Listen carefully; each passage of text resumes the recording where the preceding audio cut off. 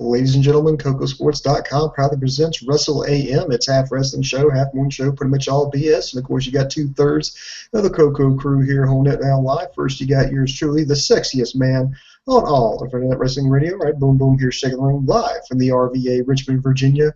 And of course, joining me now from the PWME UK headquarters, talking about LK. What's up, buddy? Good to see you again. Good to see you too, and happy to be back in here. But it's kind of bittersweet. I've only since I came back from London, I only did two shows. I did a takeover review on Saturday night, and since then I haven't been up at this late for about a week. And I'm going to be honest, I was going to do a Raw review yesterday with Coco. Thank God I didn't, because I sent him a message about at 2:30 in the morning saying, "Look, I'm tapping out. I can't. I physically can't." I was this close to doing the same on this. It's close. We're just about to go into the main event. I'm thinking, I'm literally falling asleep on the sofa. Charlotte and Brie are just killing me. They're killing me out there. And I'm there like, I'm literally typing. And then I'm like, no, I can't. And I'm just like, fuck it. Just go get a bottle of water. We'll be rocking and roll. But this is torture. So if I'm a bit stutterish, I do apologize. I'm used to normal people's sleep. So I feel like I'm doing an all-nighter. But hopefully I get back on track with doing these, so hopefully this is the one I need to start getting back into the routine. So thank you very much, and it's a pleasure to be with you, Bruce. Yeah, I'm powering through it too. I'm a dumbass. I gave myself food poisoning, so it's been pretty much a bad day for me. So, but stomach's a little queasy, but it doesn't matter. I got my ginger ale. I'm going to try to settle my stomach, and I'm going to power through, and we're going to talk some SmackDown here. Now, some of you are probably wondering, hey, where's the Raw review? Where's the Slammies? Well, fret not. Coco himself will have a review on that a little bit later. He's going to, I don't know, make sure his wife gets up, get the kids out the door, whatever it is he's got to do, and then he's going to do a review of that. But in the meantime, LK and myself, we're going to take a look at SmackDown. So, okay, of course, the first question going to be, as it is each and every week, what do you give the show, a win, a loss, or a tie? This is difficult because at times it bored the fuck out of me, but again, I'm kind of a bit biased because of the tiredness. And also, like I said, I fell asleep during Raw, so I couldn't watch the end of Raw. So the hour before SmackDown, I had to watch the last hour of Raw. So heading into SmackDown, I had to watch Raw. So in theory, this was now a 3-hour show that I had to sit through, and the last hour of Raw was not fun. So I'm going to give it a strong tie because there was two things that I loved. But the rest of it you could not watch and it would mean nothing. They did lots of things right, but they still did lots of things wrong. So a strong tie from me. Yeah, I think I might just give it a weak win. I guess it's because I'm getting soft, and I was flipping back and forth between SmackDown and Moonshiners over on Discovery.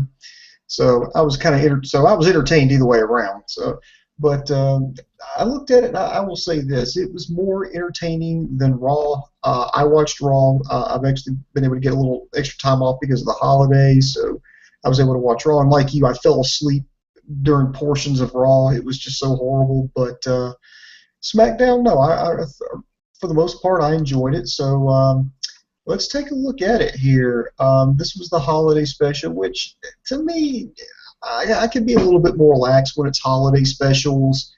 But I think they did on SmackDown what they should have done on Raw. They should have capitalized off their momentum. They should have had matches, make them mean things. For example, on Raw, we didn't have. Okay, they did something different on Raw. We only had to hear from Stephanie McMahon 15 minutes instead of 20 before we actually got to the bulk of the show. And it wasn't until the bottom of the hour before we got our first match. But over here on SmackDown, I mean, they had a match right out the gate. It was for the Tag Team Championships. The New Day taking on the Lucha Dragons, which I thought was a pretty good match. I guess now they're going to start pushing the Lucha Dragons as the new contenders against Big E and Kofi Kingston. I think they'll follow quickly with the Usos, but this is the feud they're in. And I'll say this, the Lucha Dragons are looking pretty good. A lot of outside interference, particularly on the part of Xavier Woods. I love the trombone. I know for some people that's getting a little old, but I like the way they do it. I like the unicorn gimmick. I love it. But ultimately, through a lot of shenanigans at the end, Big E hits the big ending, gets the pin, and they get the win and retain the championship. So I think it was great to start out the show with a match, to start out the show with a title match, to have a lot of close action. I don't think the faces. I don't think they look bad by losing. It was just they couldn't overcome the 3-on-2 odds against them, and they'll get another chance. They'll have another match for a different day. So overall, I mean, plus they gave it enough time. They gave it about 10 minutes, so which I think is a perfect time especially for a match of that caliber. So all in all, I liked it. Your thoughts on the opener here? Do you like the started out with the tag team match with the titles on the line? How it was portrayed? What are your thoughts on it? I think that every SmackDown should start off like this. It should be completely different to Raw. I know they're on the same USA Network. If I'm right, are they moving to the USA Network? Because we don't really get that over here because it's all on one channel. Yeah, officially it's moving over on January the 7th. Okay, yeah, I did like that, and also I liked how, firstly, Kalisto, who I've been very critical on the past few months about being sloppy, especially that if I remember this sticks really badly in the top of my head. November edition of Raw, it was from London, England, or no, Manchester, England. Sorry, he had a match with Alberto Del Rio where he was just sloppy as fuck, and I've hated him for it ever since. But TLC improved this again. Sin Cara impressed me a lot. I'm going to be honest with this one. I loved the finish where he went for the springboard moonsault and he hit the big ending. And I also loved how during this match you actually thought at several times, okay, look, Lucha Dragons are going to win this. They're going to win this. They got this. They got this. They got this. Oh, they haven't. You're actually intrigued in the near fall. And they earned the title match. It wasn't, oh, yeah, you're just having a title match. They won the match on SmackDown last week, which makes last week's SmackDown kind of important, which is always a good thing. And I like how SmackDown's results affect next week's SmackDown results. For instance, the Owens and Ziggler match affected this week's SmackDown. I really like that, and I hope they continue to do that with SmackDown. Even though it's not different to Raw, it still kind of is, and it has its own brand still. No, absolutely. I think they did a great job. Why can't here's the thing. If I was to bring a space alien down and have them watch Raw and have them watch SmackDown and they didn't know anything about it, and I was to tell them this is the same company with the same athletes on these two shows, they would think it's two totally different shows, two totally different companies, because everything's completely different. I mean, the presentation's different, the pacing's different, the content is different, whereas Raw is more geared towards, I don't know what the fuck it's geared towards. It's geared towards getting over the Authority for some reason. Whereas SmackDown, you don't have the WWE Champion. You've got your lower card champions on there. It's just, I don't know where they're going with it. What I hope they do is that so for instance, there's 4 weeks, there's 4 Thursdays in a month. The first Thursday, number 1 contenders match for the IC title. Second Thursday, that IC title, and on that week's Raw, you can build up to that IC title match. And then week 3, you could have number 1 contenders match again, and you could do qualifying matches for the Intercontinental Championship number 1 contenders matches on Raw. So you're still promoting. It's a thing called promoting that Vince doesn't like doing anymore, that they can promote for SmackDown, and it ways makes the Intercontinental Championship seem more valuable, more prestigious, like more people want it, and it's a stepping stone for people like a Jack Swagger hasn't been doing anything, like a fucking anyone that can just go up there and make an impact on SmackDown. And then look, if they lose the IC title match, they still get to say, look, I had an IC title match on SmackDown, and use that to try and further their career up the card. All right. Speaking of things going a little bit further down on the card, we got to see the same match that we saw on Raw again, with only one exception here. It was the Wyatts, Bray Wyatt, Eric Rowan, Luke Harper, and Braun Strowman taking on the Dudleys, Kane, and in place of Tommy Dreamer, Ryback in an 8-man tag match. I will say this: it was better, but then again, that's not saying much, than their match on Raw. And I just don't know where they're going with this. I mean, you have the Wyatts constantly winning here. You've basically reduced the Dudleys to enhancement talent, which is fine, because I know they brought them in to specifically help Braun Strowman, which begs me to ask the question: if he's still green and he's not ready, what the hell is he doing on the main roster? I mean, there are guys on NXT that are far, better suited to be on the main roster than him, but yet he got the pass because he's fucking built like a goddamn brick shithouse. To me, I don't understand it. But anyway, it was better. It was better. This started out as a 4-on-4. They go in. It's ground and pound. But ultimately, it's just, to me, it just doesn't make any difference. I kind of wish they would either do something with it or they would just move on, because how many times can we watch the Wyatts beat the old ECW guys? Yeah, and I mean, what the fuck is this feud ender going to be? We've already had a tables match, we've already had an Extreme Rules hardcore match, which was excellent. They should have left the feud at that.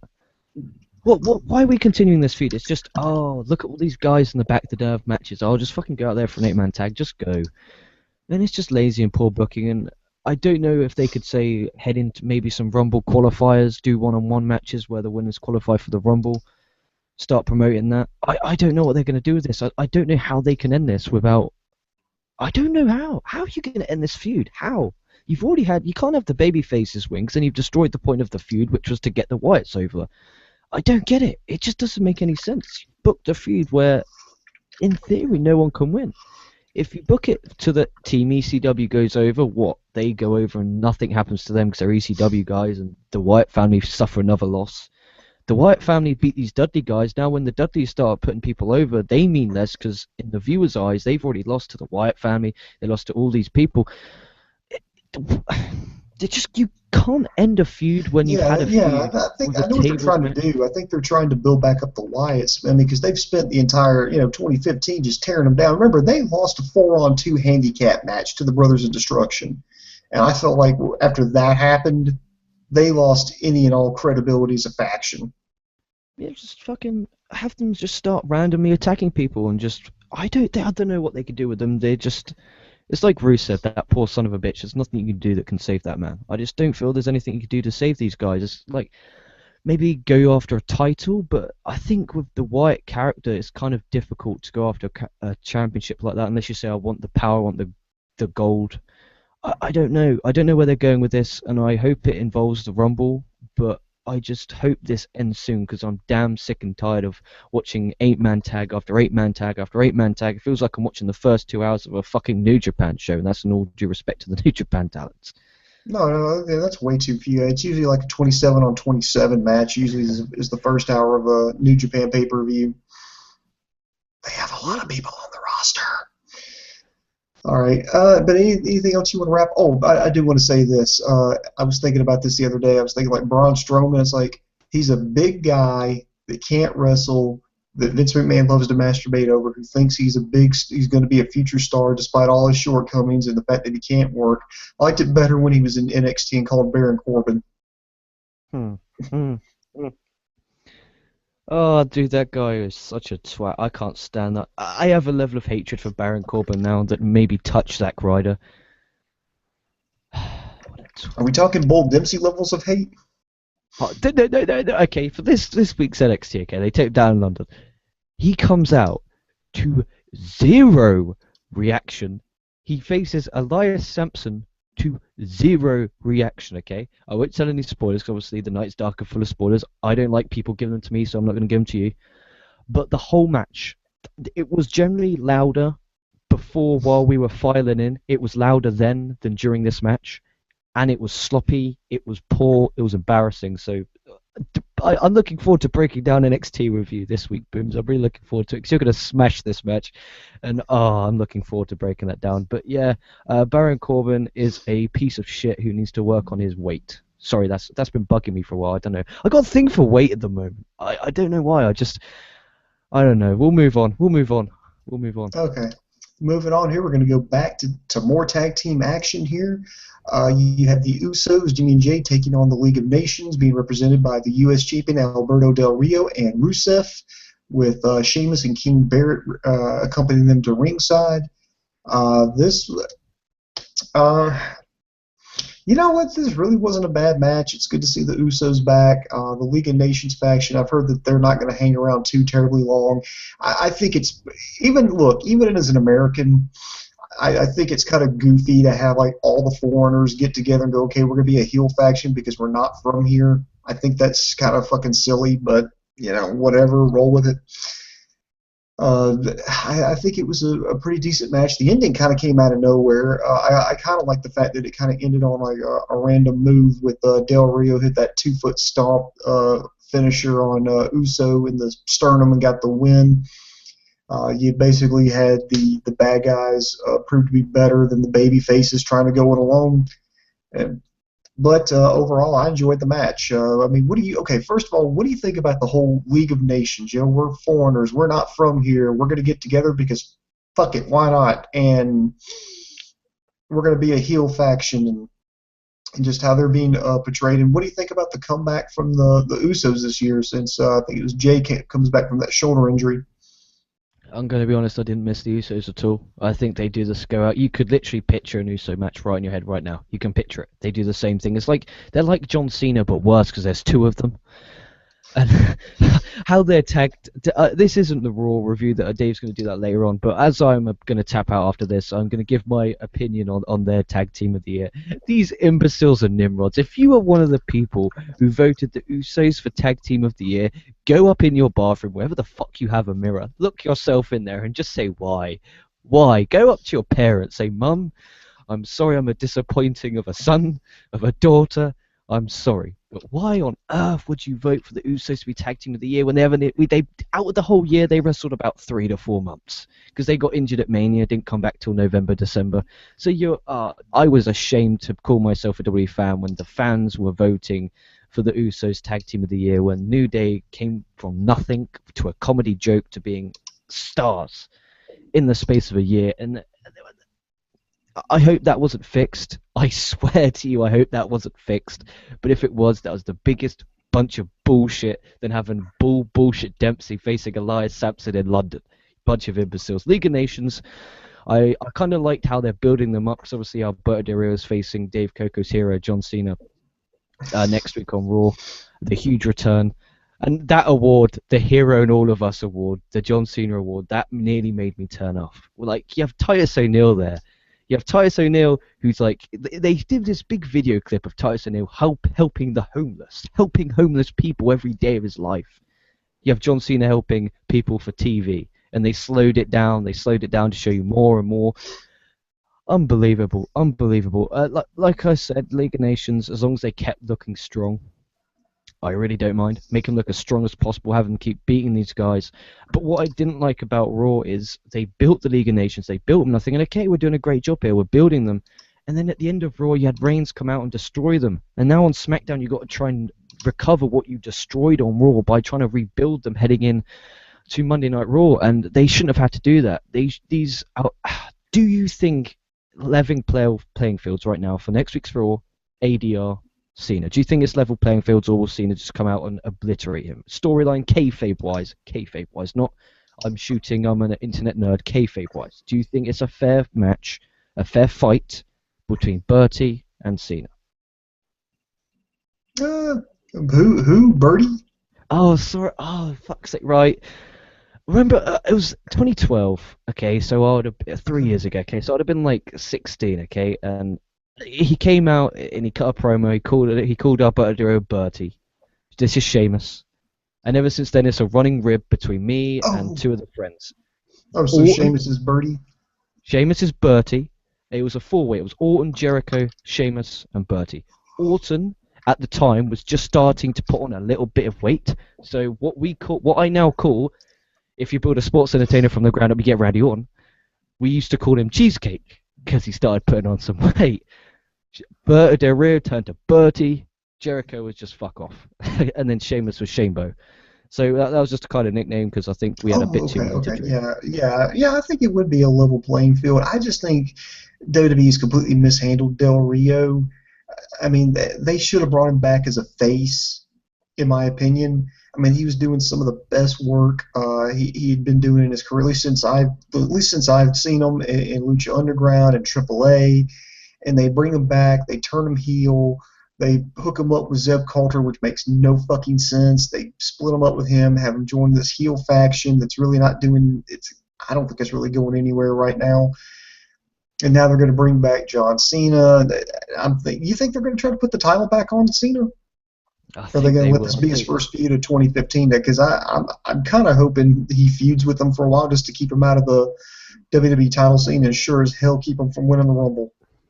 I don't know, maybe go back to the US Open Challenge again, because I used to enjoy them every week on Raw. It gave me something to look forward to, because no matter how much shit you'd have to sit through, you have the excitement, the unpredictability. I hope they put the title back on Cena, and like you said, keeps them away from the main event title. But I don't know. I hope they don't go Cena Reigns. I swear to God, I'll put this mic and shove it where the sun don't shine if that happens. But I'm going to be honest with you. This past week, after watching 5 hours of WWE programming in a 24-hour period, it really made me sad because my mum didn't go to bed till about midnight, and that's when I started watching Raw. I go, oh, I got to watch Raw. She goes, why do you still watch that? She goes, why do you still watch it? And I'm like, I don't know, maybe it's habit. It's like, it makes you unhappy. You always sit here, you always complain, saying it's shit, it's all this and that. Why still watch it? And for the first time in my 19 years on this planet, as a wrestling fan, I said, you know what? I'm so tempted right now to just say fuck it and not watch this again. You know, but I don't. Have you ever had that feeling where you're like, I just don't want to watch this anymore. I don't want to finish Raw. I can't be fucked with SmackDown. I know it's gonna suck. Is that a good thing? Is that a bad thing? Opinions on this before we break down the next segment. No, that's fine. I mean, I actually wrote a blog about that. It's on ProWrestling.me if you want to watch it, or if you want to read it. It's called Wrestling Cynicism, or Why We Still Watch. And I kind of break down why the generation that we're in now kind of is sticking with it, why we keep watching. And one of the arguments that I make, and you can go back and read the whole thing, but I kind of argue that our generation wrestling grew up with us, like in the sense that it evolved as we grew up. It started out as all cartoony when we were little kids, and they got a little extreme during our teenage years, and then go to the Attitude Era, and then it was still kind of edgy, but but not as, I guess, out of this world in our 20s, and so I think that's kind of why, because we kind of grew up with it. Now I walked away from Raw like not too long ago. I think it was earlier this year. I just said, fuck it. I got tired of going back and trying to rewatch this stuff, and it's like my schedule changed up, so I'm not going to really do a show on it, and I really don't feel like I was missing anything. And then I was watching. I mean, hell, I even wrote off TNA. And then I was watching more stuff like Lucha Underground. I was watching Ring of Honor. I was watching a lot of NXT. I would try to catch New Japan whenever I could, not as often as I should. And I'm trying to branch out. I keep hearing Shimmer's good. I'd like to check that out. I keep hearing Evolve is good. I'd like to check that out. I want to see more and more of this, independent stuff. And because it's not wrestling that sucks, it's just WWE that's horrible. And you can't let that thing. I mean, just because the Tampa Bay Buccaneers may not, be 12-0 doesn't mean the NFL sucks. It just means your team is going through a rough patch. That's all it means.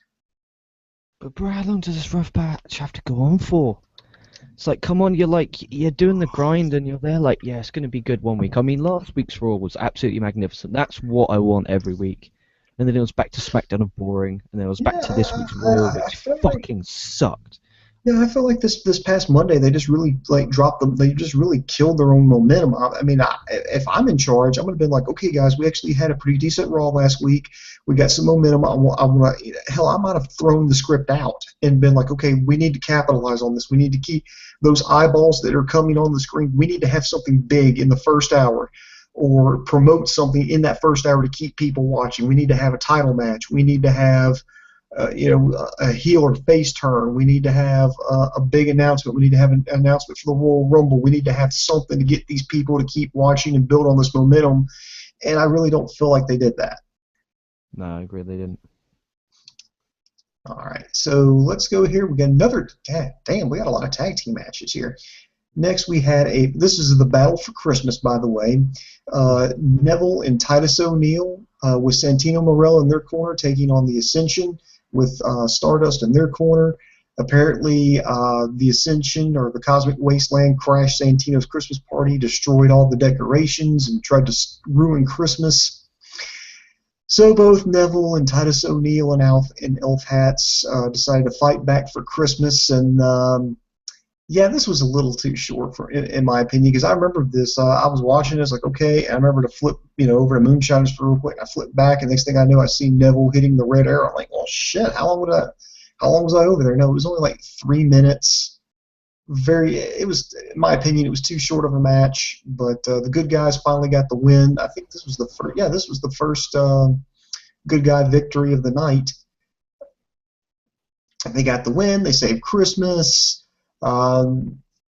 there's not much more I can say to it other than that. But what do you think about the battle for Christmas? And oh, by the way, some of you were wondering, like, well, Titus O'Neil and Neville, well, where's Darren Young? Because I thought they were going to turn it to a six-man, but apparently Darren Young is rehabbing an injury. They're not WWE is staying tight-lipped on what it is, or at least they're not saying what it is. But apparently there were pictures a few weeks ago of Darren Young in the hospital. Now there were recently some pictures surfaced of him undergoing rehab. So I definitely wish him a speedy recovery. But overall, what you think about the battle for Christmas? I can't comment because it wasn't produced for me. It wasn't thought of for me. This was produced for a 6 to 10 year old, maybe 6 to 12, depending on their age. This wasn't made for me. I can't give a fair judgment on something that isn't. I know Raw isn't fully. Oh, okay, we're gonna get that male demographic of 18 to 25-year-olds, but there is still some of it. This was okay. We're gonna get the very, very young children demographic. So I can't really say the match itself was an okay match, nothing special, but it was the Ascension. In the NXT, I didn't mind the Ascension, but there was some things that did, like they antagonized the crowd to cheer for them, which is stupid.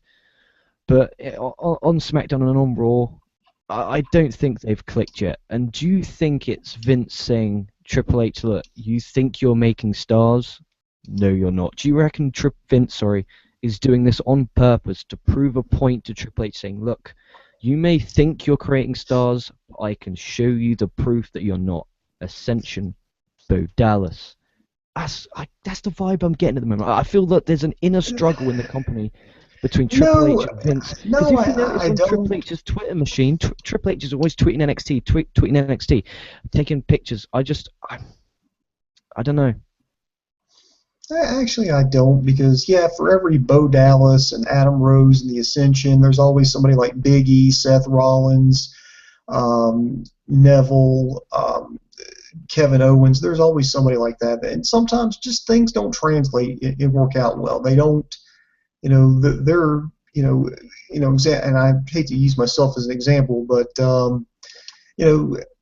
I've been in news for a better part of a decade now, and I went from one place where basically I was a superstar, then I went to another place where I just couldn't do anything right. They were always hovering over me. They were being extremely critical of what I did, and what how I worked.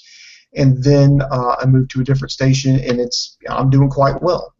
So I think it's just sometimes, it's not necessarily, it's just the environment that you're working in. It just doesn't work out. I mean, you can't really explain it. Just things don't mesh, and they don't work out. And that's what I think that's going on for people like Bo Dallas and the Ascension and Adam Rose and Heath Slater and all these people that they've got talent, they've got skills. It's just not they haven't found that formula to present it.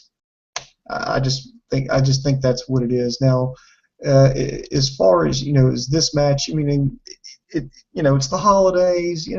I'm willing to cut a little slack. I know it was cheesy, but to me, it was good cheese.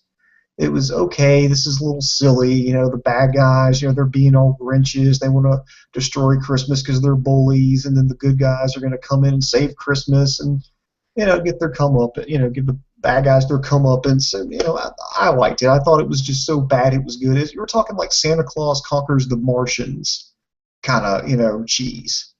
Which, by the way, if you have not watched that movie, I'm just telling you, check it out. It's so awful, it's good. I wish Raw was like that. Maybe we should start just enjoying it for being what it is, and that shit. Like maybe we should do like an Everything Is Awesome show where we just come on here and just absolutely just say how awesome Dave and I have everything done is. that. We've done it where we've been like the WWE super fans, and we just we messed with the settings here on Google Hangouts, and we were just like, oh my god, this was just brilliant. This was actually fucking genius. I would beg, God, plead for that. I'll bet if Coco, if you listen to this, you son of a bitch. Next week Raw, can we do that? And then I wanna be. You build a sports entertainer from the ground up. You get just that. You get, and then every time we talk about someone who's a good sports entertainer, we could talk about that. Oh, I tell you what, that would be amazing. I want to do that. That is one of my goals of my life, is to be a part of one of them, because that would be fucking hysterical. And what were we talking about before we went on that? What were we talking Well, about? we 'Cause we talked went on a about big it. tirade. Yeah, we just talked about it, the tag team match to save Christmas. But after that, we had a Divas match. We had Charlotte versus Brie Bella in a non-title match. Um, Again, this was apparently after that first hour, they're like, "Fuck it, that's all the wrestling you're going to get." So they just started cutting the time of these matches. So you had about a 3.5 minute match here between Charlotte and Brie Bella. The only thing of note that really happened was that Team Bad came down and they threw eggnog on Becky Lynch. While Charlotte had Brie Bella prone, instead of rushing out to help her friend, she went ahead and locked in the figure eight, got her to tap out, and then just kind of, came up after Team Bad left, and it's like, oh, yeah, you look ridiculous, haha. I don't like the Divas division right now because this is just pissing something away. This is the definition of it. Because right now, I think it's Becky Lynch and maybe Natalia. I don't know if she's still fucking working there because I think I've only seen her once in the past 6 months. I think they're the only faces left. I think literally everybody else is a heel. So they've only got two faces on here. I mean, and they brought all these girls up, this Divas Revolution with all the talent in the world, and we've gone right back to the same old formula.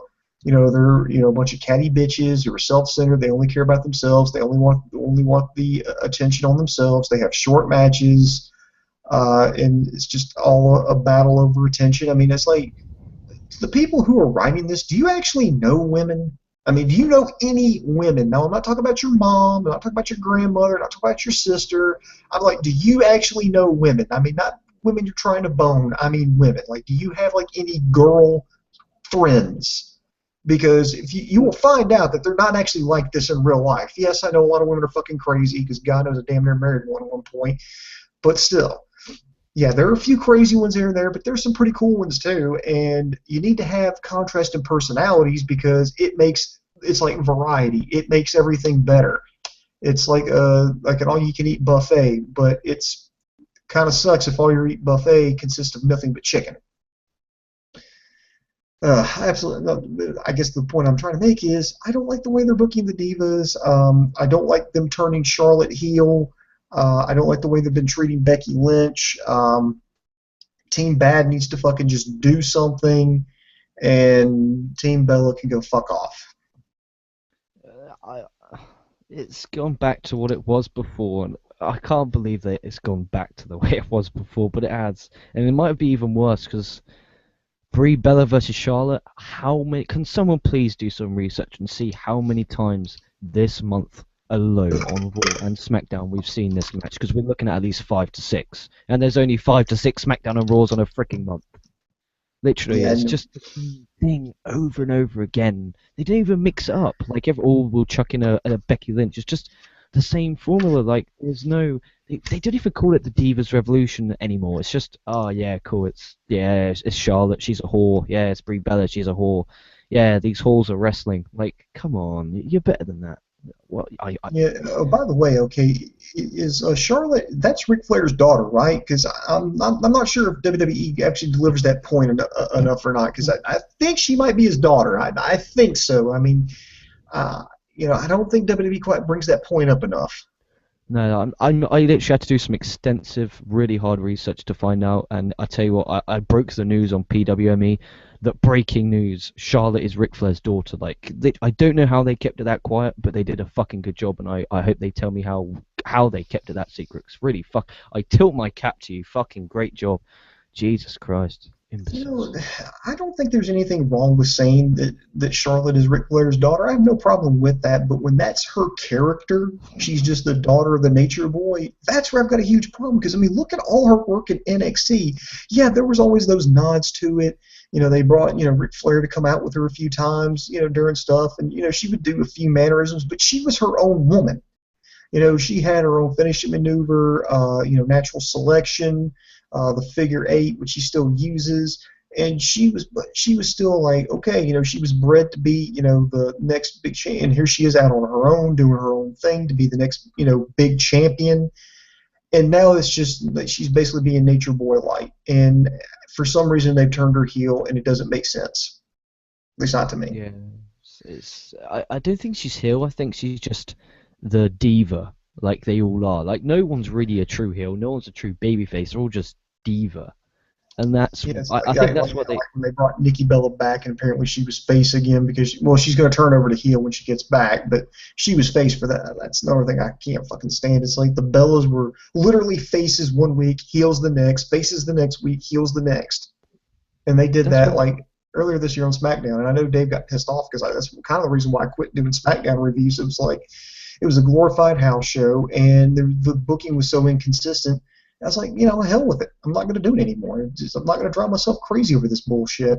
And that's part of the reason was the inconsistencies with the booking, and particularly on the Divas division. It's not difficult to write. It's a baby face versus a heel, but with the women, it's just like I said earlier, they're divas, and that's why people think they'll change it to the women's championship. I don't. I think it'll always be the divas championship because the women aren't women; they are divas. They are.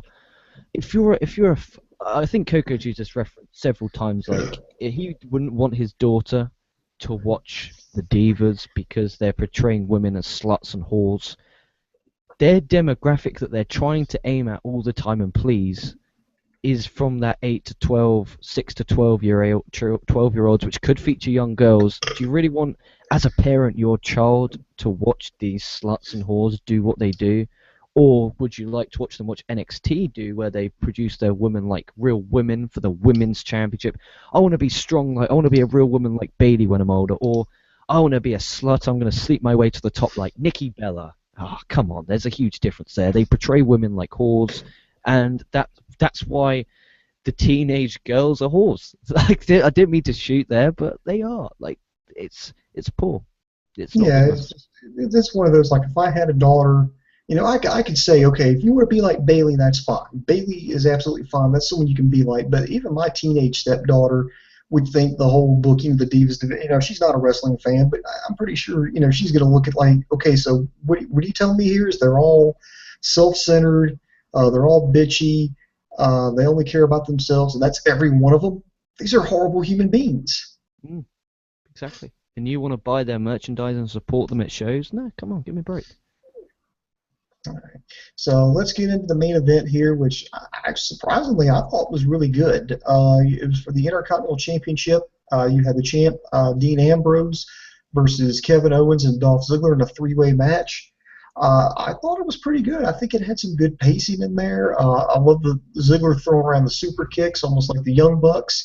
There was one thing I thought was ridiculous. It was kind of cool, but it wasn't. Is remember they got up on the rampway, they went to the top where they all come out. They started throwing each other into the Christmas gifts and into the Christmas trees, and then they started using them as a weapon. I thought it was just a little ridiculous that they're going to throw an empty cardboard box at somebody and then they're going to fucking sell it. I mean, Dude, trust me. If you hit someone hard with a fucking cardboard box, it could fucking hurt. I An honestly empty, think an it empty could. cardboard box. I mean, it's like they had one that was literally torn in half. There was nothing in it. I think it was Owens. He threw it at Ziggler. Ziggler sold it like he got hit with a fucking anvil. Yeah, Ziggler's cells got getting flicked like he just got fucking bro kicked. Here's Ziggler. I love the guy to death, but come on, buddy, sort that out. I enjoyed this. What I loved though more was how they promoted this. Like all night, they kept talking about that, and did the promos from all three. They did a Ziggler promo, which was very good. They did an Owens promo, which was very good, and they did an Ambrose promo, which was also very good, promoting the match on Raw. When you give away a World Championship main event, the whole night you need the promotion build. I want a promo from the challenger, a promo from the champion leading into the match to give it that big fight feel. And to me, it did. So I tilt my Yeah, cap to whoever written this show. I loved Owens' comments going, "Hey, that's my Slammy. That's my Intercontinental title. Yeah, they may be walking around with it, but it's mine. I like that." Yeah. And plus, I love that spot. I don't know if that was a fucking shoot or if that was the way it was designed, but that spill that Ambrose took on his fucking neck, Oh, yeah, that had Jesus me Christ. genuinely concerned. That's good. I like the when Ziggler had him in a sleep hold, then Owens did the running backsplash on Ambrose, and there was the double backsplash on the floor. I thought it was a very match of the night for sure. Very good match. Really enjoyed it. There was at one point where I thought Ziggler was going to get the win when Ambrose hit the Dirty Deeds, but whilst he hit it, Ziggler hit Ambrose with a zigzag on the neck. Psychology, I like it because of Ambrose's neck, you just talked about a minute ago. I really dig this. Probably match of the week so far from what I've seen. that's going to be flushed away when I watch Progress Wrestling Chapter 24 tomorrow, which I'm fucking pumped for. Oh, nice. I have to check out. I guess I'll have to check out Progress. I've heard some good stuff about them too. But all in all, yeah, there was some kind of crap in the middle, but for the most part, I did like SmackDown. I mean, they started out with a title match, they ended with a title match. They gave a lot of the competitors enough time, so it was one of those. If you're kind of sitting at home, you kind of want to kill like a couple of hours. Just pop you some popcorn or maybe have it on the background. But I think it's definitely worth checking out. I agree.